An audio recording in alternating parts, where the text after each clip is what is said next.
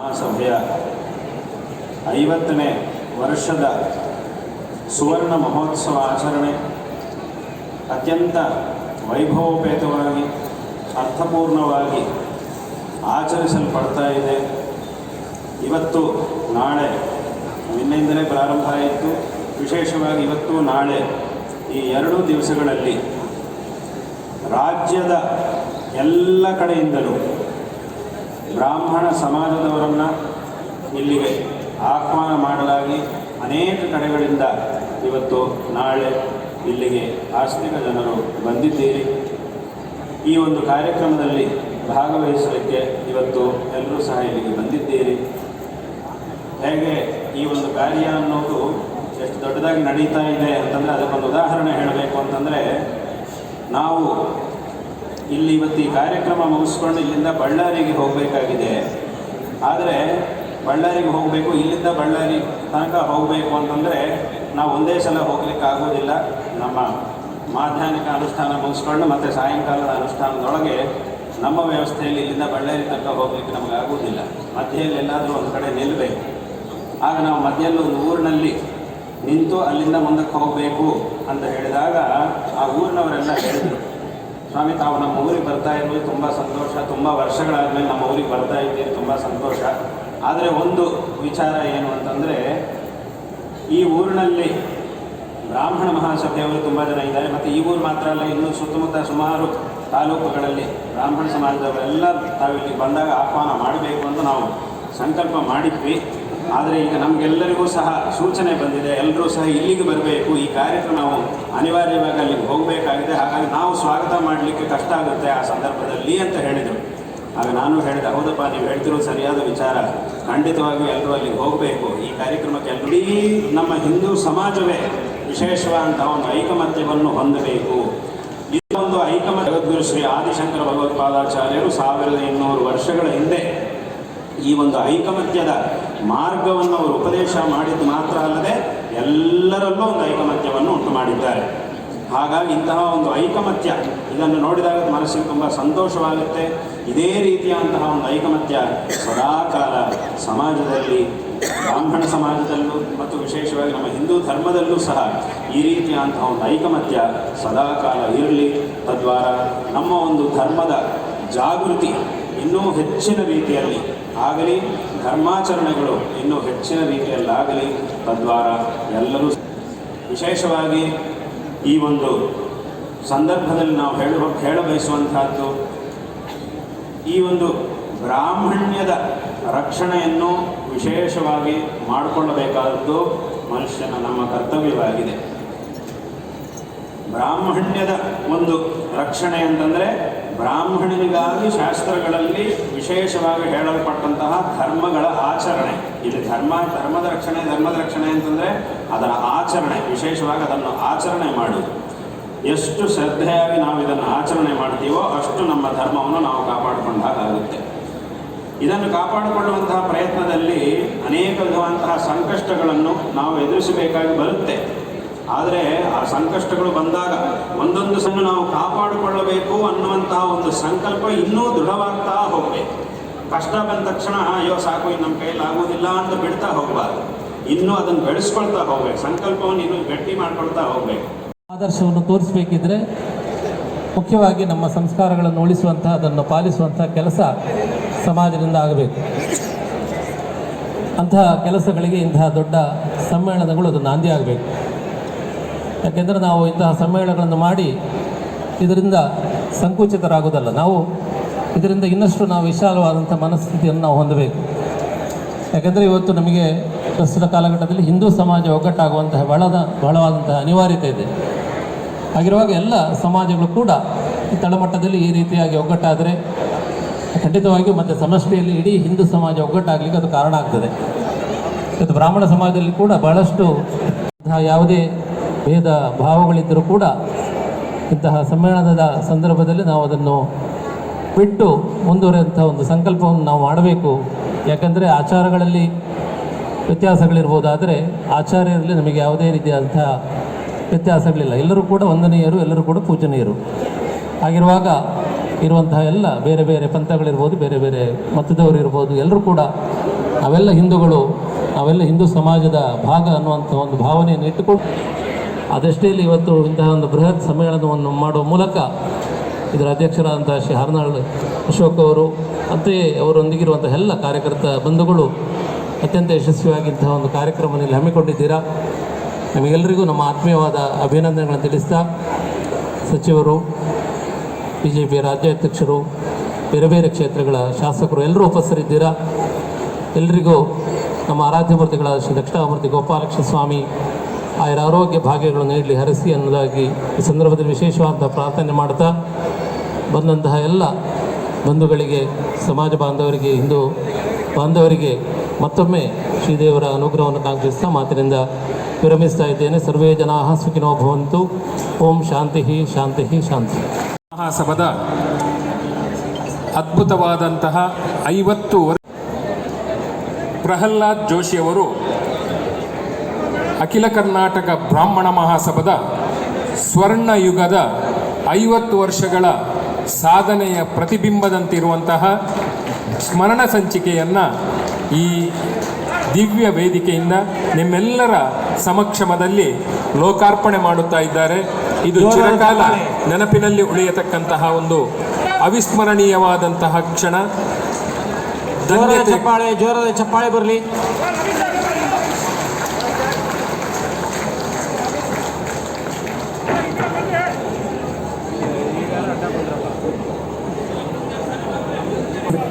ಎಷ್ಟು ಮಂದಿ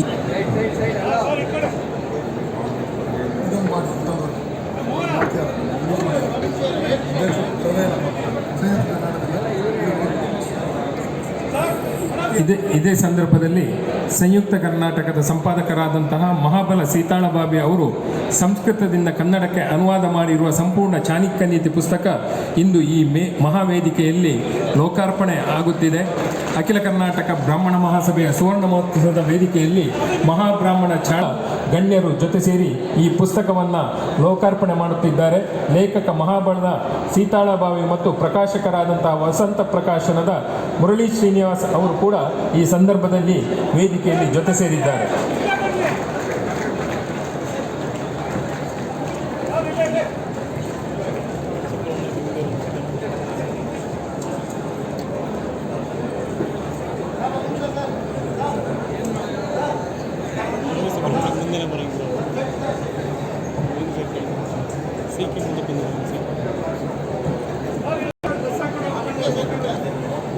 ಇದೇ ಸಂದರ್ಭದಲ್ಲಿ ಸ್ವಾಮಿ ಶಿವಪ್ರಕಾಶಾನಂದ ಸರಸ್ವತಿಯವರ ಆಧ್ಯಾತ್ಮಿಕದಂತಹ ವಿಚಾರಗಳನ್ನು ಒಳಗೊಂಡಂತಹ ಈ ಪುಸ್ತಕ ನಿಮ್ಮೆಲ್ಲರ ಸಮಕ್ಷಮದಲ್ಲಿ ಲೋಕಾರ್ಪಣೆಯಾಗುತ್ತಾ ಇದೆ. ಈ ಪುಸ್ತಕದಲ್ಲಿ ಅವರು ಏನೆಲ್ಲ ವ್ಯಕ್ತಿಗಳ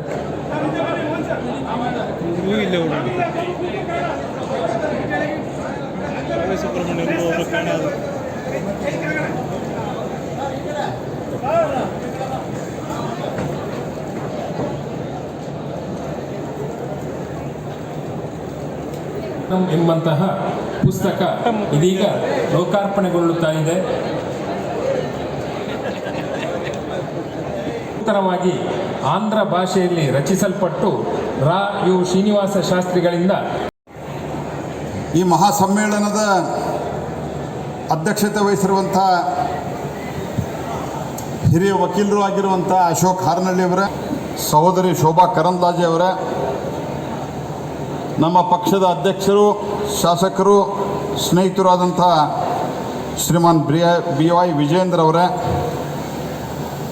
ಹಾಗೂ ಇನ್ನೋರ್ವ ಶಾಸಕರಾದಂಥ ಶ್ರೀ ರವಿ ಸುಬ್ರಹ್ಮಣ್ಯ ಅವರ, ಹಾಗೂ ಶ್ರೀ ರಾಮಮೂರ್ತಿ ಅವರೇ, ಮೈಸೂರಿನ MLA ಆಗಿ ಮೂಡಾ ಹಗರಣದಲ್ಲಿ ಪ್ರಮುಖವಾದಂಥ ವಿಷಯವನ್ನು ಹೊರಗೆ ತಂದಿರುವಂಥ ಶ್ರೀ ಶ್ರೀವತ್ಸ ಅವರೇ, ಹಾಗೂ ಶ್ರೀ ಪ್ರದೀಪ್ ಜ್ಯೋತಿ ಅವರೇ, ಪಂಡಿತ್ ಪ್ರವನ್ ಪ್ರಕಾಶ್ ಶರ್ಮಾ ಅವರೇ.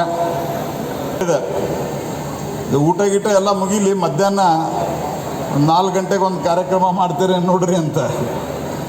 ಅದ್ರಾಗೂ ಬ್ರಾಹ್ಮಣ ಸಮ್ಮೇಳನದಾಗ ಊಟದ ಟೈಮ್ದಾಗ ಭಾಷಣ ಮಾಡೋದಂದ್ರೆ ಭಾಳ ಕಠಿಣ. ಅದರೊಳಗೂ 2 ಗಂಟೆ ಕಾರ್ಯಕ್ರಮ ಆದ ನಂತರ ಮತ್ತು ಇಷ್ಟು ಸುದೀರ್ಘವಾದಂಥ 5 ಪ್ರವಚನಗಳನ್ನು ಕೇಳಿದ ನಂತರ ಭಾಳ ಕಷ್ಟದ ಕೆಲಸ.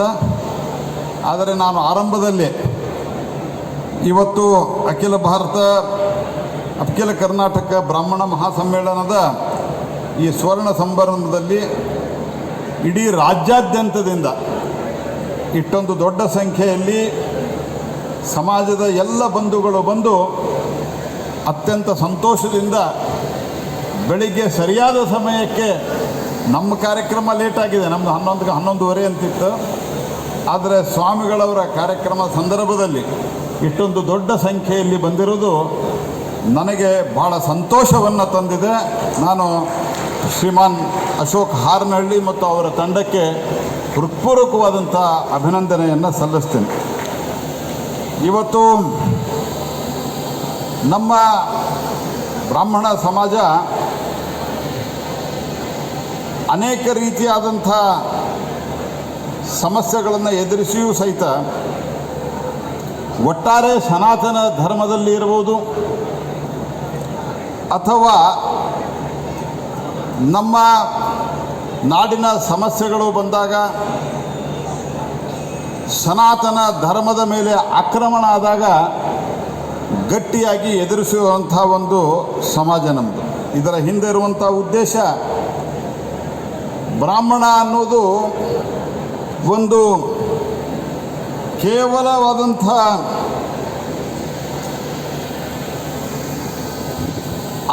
ಇದರಲ್ಲಿ ಹುಟ್ಟಿದ್ದಾನೆ ಅನ್ನುವ ಕಾರಣಕ್ಕಾಗಿ ಬ್ರಾಹ್ಮಣನಾಗೋದಿಲ್ಲ. ಬ್ರಹ್ಮ ಅಣತಿ ಇತಿ ಬ್ರಾಹ್ಮಣ ಅಂತ ಹೇಳ್ತಾರೆ. ಅಂದರೆ ಯಾರು ಭಗವಂತನನ್ನು ಅನ್ವೇಷಣೆ ಮಾಡ್ತಾರೆ ಅವರು ಬ್ರಾಹ್ಮಣರಾಗ್ತಾರೆ.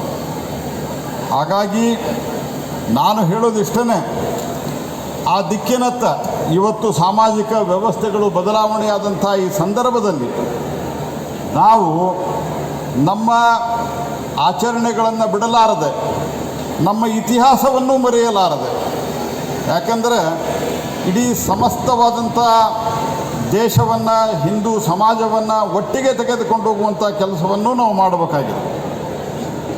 ಯಾಕೆಂದರೆ ನಾನು ಆರಂಭದಲ್ಲಿ ಹೇಳಿದಂತೆ, ಇವತ್ತು ನೀವು ಎಂಥ ಕಾಲದಿಂದನೂ ಸಾವಿರಾರು ವರ್ಷಗಳಿಂದ ನೋಡ್ರಿ, ನಮ್ಮ ದೇಶದಲ್ಲಿ ಯಾವುದೇ ವ್ಯಕ್ತಿಯನ್ನು ಕೇವಲ ಆತ ಇಂತಹ ಜಾತಿಯವನು ಅನ್ನುವಂಥ ಕಾರಣದಿಂದ ನಾವು ಅವರನ್ನು ಯಾರನ್ನು ಪೂಜೆ ಮಾಡಿಲ್ಲ.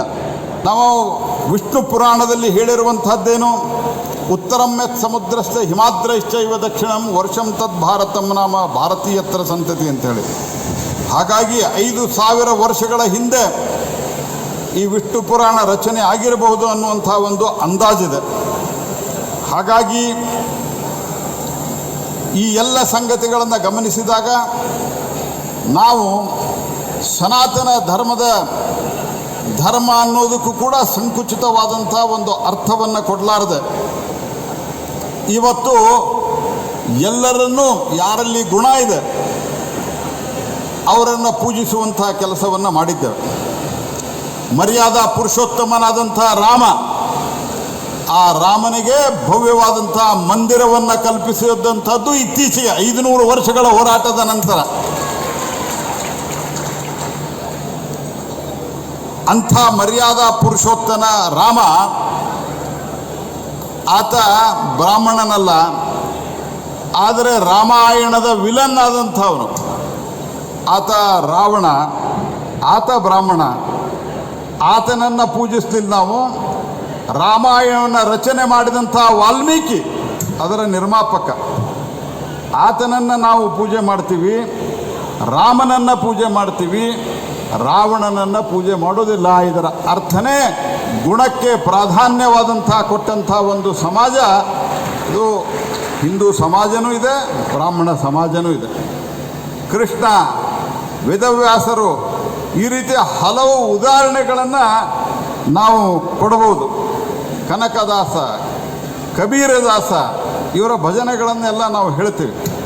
ಹಾಗಾಗಿ ಇವತ್ತು ನಾನು ಇಷ್ಟೇ ಹೇಳಲಿಕ್ಕೆ ಭಾಳ ಸುದೀರ್ಘವಾದಂಥ ಭಾಷಣ ಮಾಡಲಿಕ್ಕೆ ನಾನು ಹೋಗೋದಿಲ್ಲ. ಈ ಸಂದರ್ಭದಲ್ಲಿ ಸನಾತನ ಧರ್ಮವನ್ನು ಮೂಲೋತ್ಪಾಟನೆ ಮಾಡ್ತೀವಿ ಅಂತ ಹೇಳುವಂಥ ಒಂದು ವ್ಯವಸ್ಥೆಯನ್ನು ನಿರ್ಮಾಣ ಆಗ್ತಾ ಇದೆ. ಅದನ್ನು ಹೇಳುವ ಕೆಲವು ರಾಜ್ಯಗಳಲ್ಲಿ ಅಧಿಕಾರದಲ್ಲಿರುವಂಥ ಕೆಲವು ಜನರನ್ನ ನಾವು ಇವತ್ತು ನೋಡ್ತೀವಿ.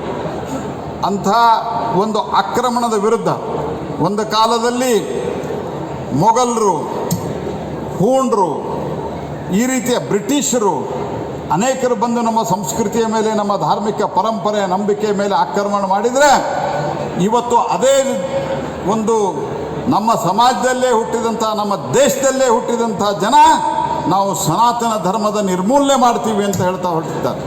ಭೂಮಿ ಪೂಜೆಯನ್ನು ಮಾಡಿದರೆ ಕಾಲಿನಲ್ಲಿ ಒದ್ದು ಹೋಗ್ತೀವಿ ಅಂತ ಹೇಳುವಂಥ ಒಂದು ವ್ಯವಸ್ಥೆ ಕೂಡ ಇವತ್ತು ಕೆಲವು ರಾಜ್ಯಗಳ ಒಂದೊಂದು ರಾಜ್ಯದಲ್ಲಿ ಇವತ್ತು ನಿರ್ಮಾಣ ಆಗ್ತಾ ಇರುವಂಥ ಸಂದರ್ಭದಲ್ಲಿ ದೇಶದ ಹಿತದ ದೃಷ್ಟಿಯಿಂದ, in the over all interest of the nation, ನಾವು ನಮ್ಮ ಸಮಾಜವನ್ನು ಸಂಘಟನೆ ಮಾಡೋದರ ಜೊತೆಗೆ ನಮ್ಮ ಧಾರ್ಮಿಕ ಪರಂಪರೆ ನಂಬಿಕೆಗಳನ್ನು ಪೂಜ್ಯ ಸ್ವಾಮಿಗಳು ಬೆಳಿಗ್ಗೆ ಹೇಳಿದಂತೆ ಮಾಡೋದರ ಜೊತೆಗೆ ಇಡೀ ಹಿಂದೂ ಸಮಾಜವನ್ನು ಒಟ್ಟಿಗೆ ತೆಗೆದುಕೊಂಡು ಹೋಗಿ ಈ ದೇಶವನ್ನು ಒಟ್ಟಿಗೆ ಇಡುವಂಥ ಕೆಲಸವನ್ನು ಮಾಡಬೇಕಾಗಿದೆ.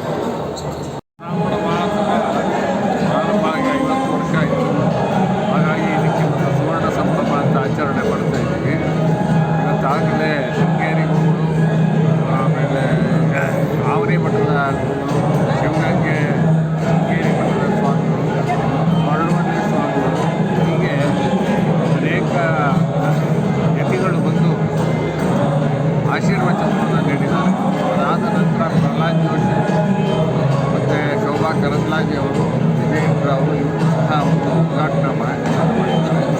ಇಡೀ ದಿನ ನಾನಾ ಕಾರ್ಯಕ್ರಮಗಳಿವೆ. ತ್ಯಾಗರಾಜರ ಆರಾಧನೆ ಇರೋದರಿಂದ ಇವತ್ತು ಸಂಗೀತದ ಕಾರ್ಯಕ್ರಮ, ಸಾಂಸ್ಕೃತಿಕ ಕಾರ್ಯಕ್ರಮ, ಜೊತೆಗೆ ವ್ಯಾಪಾರ, ಉದ್ದಿಮೆ ಮತ್ತು ಸಾಂಸ್ಕೃತಿಕ ಕಾರ್ಯಕ್ರಮ ಇದೆಲ್ಲವೂ ಸಹ ಬೇರೆ ಬೇರೆ ಕಾರ್ಯಕ್ರಮಗಳನ್ನು ಹಮ್ಮಿಕೊಂಡಿದ್ದೀವಿ.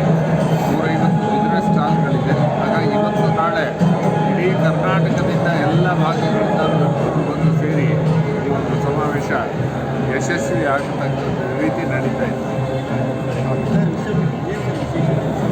ಬ್ರಾಹ್ಮಣರಲ್ಲಿ ಆಂತರಿಕವಾಗೂ ಕೆಲವು ಸಮಸ್ಯೆ ಇದೆ, ಬಹಿರಂಗವಾಗೂ ಕೆಲವು ಸಮಸ್ಯೆಗಳಿದೆ. ಅದಕ್ಕೆಲ್ಲ ಒಂದು ಸಮಾಲೋಚನೆ ಮಾಡಿಕೊಂಡು ವೇದಿಕೆಯಲ್ಲಿ ನಾವು ಇದನ್ನು ಆಯೋಜನೆ ಮಾಡಿದ್ದೀವಿ. ಅದೇ ಸಂಜೆ ಈಗ ಮಹಾರಾಷ್ಟ್ರ ರಾಜಸ್ಥಾನದ ಮುಖ್ಯಮಂತ್ರಿಗಳು ಮನೋಹರ್ ಶರ್ಮಾ ಬರ್ತಾ ಇದ್ದಾರೆ. ಪ್ರಶಸ್ತಿಗಳನ್ನ ನೀಡ್ತಾ ಇದ್ದೀವಿ. ಅದರಲ್ಲೇ ಮತ್ತು ಉಪಾಧಿ ಮಠದ ಸ್ವಾಮಿಗಳು ಬರ್ತಾ ಇದ್ದಾರೆ. ಅವರ ರಾಜ್ಯದಿಂದ ಈಗಾಗಲೇ ಸುಮಾರು 50,000 ಜನ ಬಂದಿದ್ದಾರೆ. ನಾಳೆನೂ ಇಷ್ಟೇ ಸಂಖ್ಯೆಯಲ್ಲಿ ಜನ ವ್ಯವಸ್ಥೆ ಎಲ್ಲ ಏರ್ಪಡಿಸಿದ್ದೀವಿ. ನಾಳೆ ಕಾರ್ಯಕ್ರಮ ಸಹ ಬೆಳಗ್ಗೆ ವಿಚಾರಗೋಷ್ಠಿ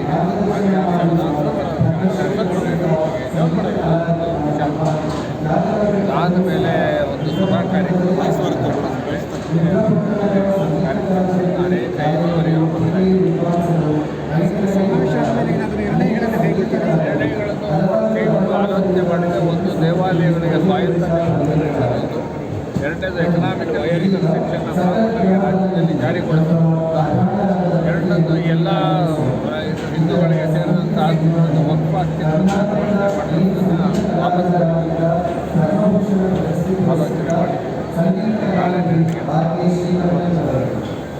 ಅಂತ ಉಪಾಧ್ಯಕ್ಷರು ಇವತ್ತಿನ ಒಂದು 11ನೇ ರಾಜ್ಯ ಮಟ್ಟದ ಸಮ್ಮೇಳನ ಭಾಳ ಅದ್ಧೂರಿಯಾಗಿ ನಡೀತಾ ಇದೆ. ಇವತ್ತು ನಮ್ಮ ಶೃಂಗೇರಿ ಜಗದ್ಗುರು ಎಲ್ಲ ನಮ್ಮ ಸ್ಮಾರ್ಟ್ ಮಠಾಧೀಶಗಳೆಲ್ಲ ಇದ್ದರು. ಅವರ ಒಂದು ಅಧ್ಯಕ್ಷತೆಯಲ್ಲಿ ಭಾಳ ಗ್ರ್ಯಾಂಡಾಗಿ ಓಪನ್ ಆಗಿದೆ. ಈಗ ರಾಜಕೀಯ ದುರ್ನೀತಿಗಳು ಮಾತ್ರ ಮಾಡ್ತಾ ಇದ್ದಾರೆ. ಎಲ್ಲರೂ ಹೇಳೋದು ಇಷ್ಟೇ, ನಮ್ಮ ಹಿಂದೂ ಧರ್ಮ ಸನಾತನ ಧರ್ಮ ಉಳಿಸ್ಬೇಕು. ಅದಕ್ಕೆ ಕೂಡ ಮೇಯ್ನು ಬ್ರಾಹ್ಮಣತ್ವ, ಸಂಧ್ಯಾ ವಂದನೆ ಮಾಡಬೇಕು, ಗಾಯತ್ರಿ ಮಾಡಬೇಕು ಅಂತ ಶೃಂಗೇರಿ ಗುರುಗಳು ಹೇಳಿದ್ರು. ಅದು ಮಾಡಿದ್ರೆ ಸನಾತನ ಧರ್ಮ ಉಳಿಯುತ್ತೆ, ಆಟೋಮೆಟಿಕ್ಕಾಗಿ ಉಳಿಯುತ್ತೆ. ಮತ್ತು ವಿವಾಹ ಸಂಬಂಧ, ಉಪನಯನ ಇವರನ್ನೆಲ್ಲ ಭಾಳ ಚೆನ್ನಾಗಿ ಹೇಳಿದ್ದಾರೆ. ಅದನ್ನೆಲ್ಲ ನಾವು ಫಾಲೋ ಮಾಡಬೇಕಾಗುತ್ತೆ. ಇನ್ನು ನಾಳೆನೂ ಕಾರ್ಯಕ್ರಮ ಇದೆ, ಸಾಯಂಕಾಲನೂ ಕಾರ್ಯಕ್ರಮ ಇದೆ. ಸೊ ಎಲ್ಲರೂ ವಿಕಾಸ ಕರ್ನಾಟಕದ ಮೂಲೆಯಿಂದಲೂ ಬರ್ತಾ ಇದ್ದಾರೆ. ಸಂಜೆ ಒಂದು ಮಹಾಭಾರತ 18 ದಿನಗಳು ಅನ್ನೋ ಒಂದು ಸಮಾಜ ಕಲಾವಿದರಿಂದ ಒಂದು ಭರ್ಜರಿ ನೃತ್ಯ ಕಾರ್ಯಕ್ರಮ ಇದೆ. ಭಾಳ ಚೆನ್ನಾಗಿದೆ, ಎಲ್ಲರೂ ಇದು ನೋಡಬೇಕಾಗುತ್ತೆ. ಮತ್ತು ನಾಳೆನೂ ಕಾರ್ಯಕ್ರಮ ಇದೆ. ಈಗ ನಮ್ಮ ರಾಜಸ್ಥಾನದ ಮುಖ್ಯಮಂತ್ರಿಗಳು ಭಜನಲಾಲ್ ಶರ್ಮಾ ಕೇವಲ ಇನ್ನೊಂದು ಅರ್ಧ ಒಂದು ತಾಸಿನಲ್ಲಿ ಬರೋರಿದ್ದಾರೆ. ಭಾಳ ಚೆನ್ನಾಗಿದೆ. ಬ್ರಾಹ್ಮಣತ್ವ ನಮ್ಮ ಒಂದು ಶಕ್ತಿ, ವಿಪ್ರಶಕ್ತಿ ತೋರಿಸ್ಬೇಕು. ಇದರಿಂದ ನಾವು ತೋರಿಸ್ತಾ ಇದ್ದೀವಿ. ಸಂಘಟನೆ ನಿಮ್ಮ ಸಮುದಾಯ ಸಂಘಟನೆ ಸ್ಪ್ರೆಡ್ ಆಗ್ತಾ ಇದೆ, ಅಂದರೆ ಇದನ್ನು ಆಗ್ತಾ ಇದೆ, ಅಂದರೆ ಬೇರೆ ಬೇರೆ ಸಂಘಟನೆಗಳನ್ನ ನೋಡ್ಕೊಂಡಿದ್ದಾರೆ, ಮುಂದಾಗ್ತಾ ಇದೆ. ಇಲ್ಲ, ಸಂಘಟನೆ ನಾವು ಎಲ್ಲ ಕಡೆನೂ ಮಾಡ್ತಾ ಇದ್ದೀವಿ. ಸಂಘಟನೆ ಎಲ್ಲ ಕಡೆನೂ ಮಾಡ್ತಾ ಇದ್ದೀವಿ. ಇಲ್ಲ ಏನಿಲ್ಲ, ಕಷ್ಟ ಆಗ್ತಾ ಇಲ್ಲ. ಸಂಘಟನೆ ಆಗ್ತಾ ಇದೆ. ಅದು ರಾಜಕೀಯ ಇದ್ದಂಗೆ ಅದು ಇದ್ದೇ ಇರುತ್ತಲ್ಲ. ಎಲ್ಲ ಧರ್ಮದಲ್ಲೂ ಎಲ್ಲ ಸೊಸೈಟಿ ಎಲ್ಲ ಸಂಘ ಸಂಸ್ಥೆಗಳು ಇದ್ದೇ ಇರುತ್ತೆ. ಅದು ಮೆಟ್ಟು ನಿಂತ್ಕೊಂಡು ಹೋಗ್ತಾ ಇರಬೇಕು, ಅದು ಹೋಗುತ್ತೆ. ಏನಾಗಿದ್ದೀರಿ ಸರ್? ನಾನು ಉಪಾಧ್ಯಕ್ಷನಾಗಿದ್ದೀನಿ, ಅಖಿಲ ಕರ್ನಾಟಕ ಬ್ರಾಹ್ಮಣ ಮಹಾಸಭಾ ಉಪಾಧ್ಯಕ್ಷ, ಇದು ಪ್ರಧಾನ ಸಂಚಾಲಕ ಆಗಿದ್ದೀನಿ.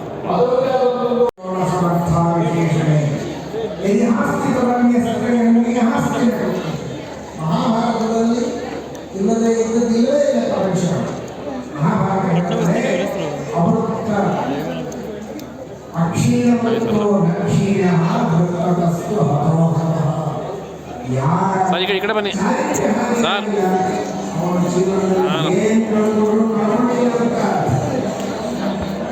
ಅವನ ಸಂಪತ್ತು ಹೋಗಿರ್ಬೋದು, ಮನೆ ಹೋಗಿರ್ಬೋದು, ಆಸ್ತಿ ಹೋಗಿರ್ಬೋದು, ಚಾರಿತ್ರ್ಯ ಚೆನ್ನಾಗಿದೆ, ಚೆನ್ನಾಗಿದ್ದಾನೆ. ಚಾರಿತ್ರ್ಯ ಒಂದು ಹೋಗಿದೆ ಅಂದರೆ ಎಲ್ಲವೂ ಹೋಗುತ್ತೆ. ಆ ದೃಷ್ಟಿಯಲ್ಲಿ ಶುದ್ಧವಾದ ಚಾರಿತ್ರ್ಯವನ್ನು, ಶುದ್ಧವಾದ ಶೀಲವನ್ನು ಕಾಪಾಡಿಕೊಳ್ಳಬೇಕು. ಜ್ಞಾನ